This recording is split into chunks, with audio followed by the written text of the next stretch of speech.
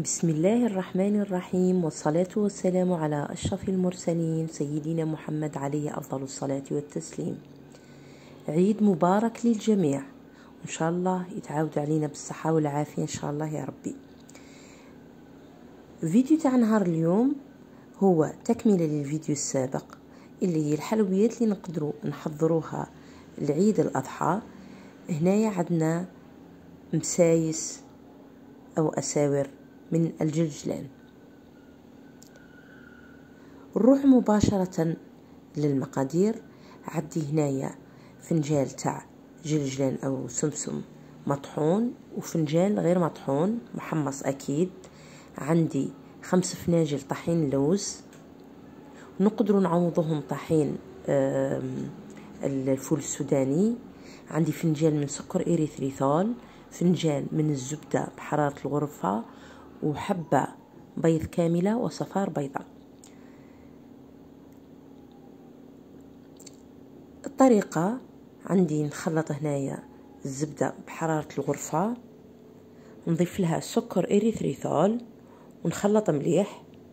بما أنه الزبدة تكون ذايبة راح تسهل عليا أن السكر يذوب معها.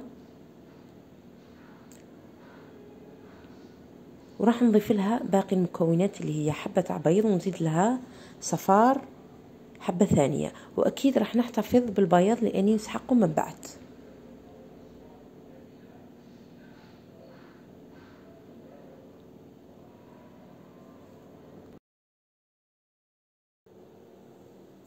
نضيف باقي المكونات اللي هي فنجان تاع سمسم أو جلجلان مطحون، وفنجان غير مطحون.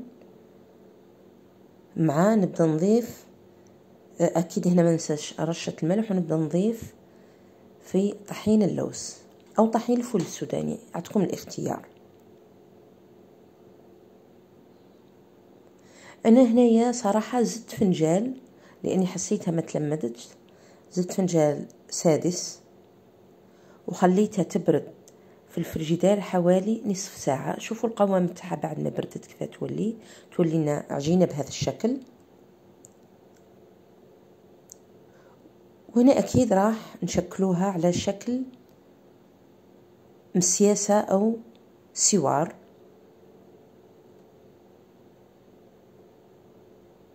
لاحظوا معي هنا الصور.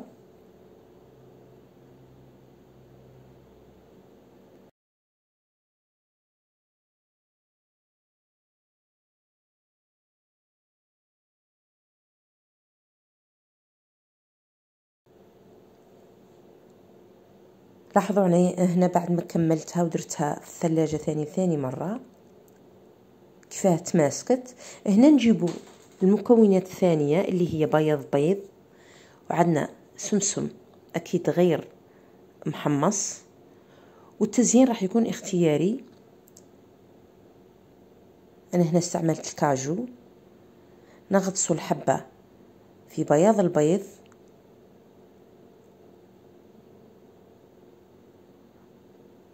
وهو ثاني شيء نديرو فيه السمسم غير مطحون، وراح نحطوه في البلات تاعنا اللي راح نغلفوه بالورق تاع الزبدة. لاحظوا معايا الصور.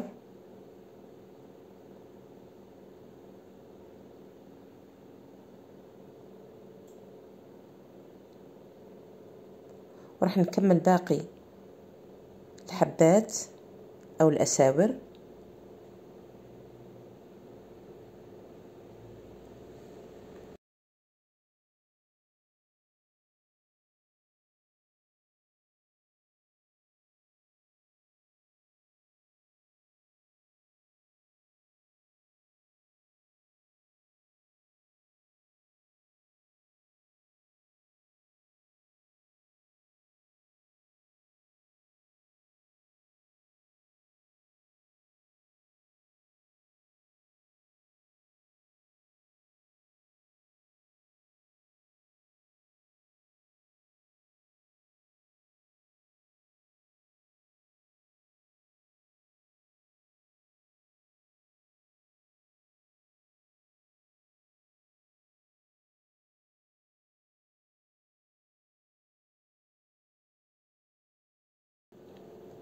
وبالنسبة للتزيين راح نغطسوا الحبة تاع الكاجو في بياض البيض ونزينوها بهذا الشكل. نقدر نديروا 4 حبات أو 3 حبات، كما نقدر نديروا حبات من اللوز.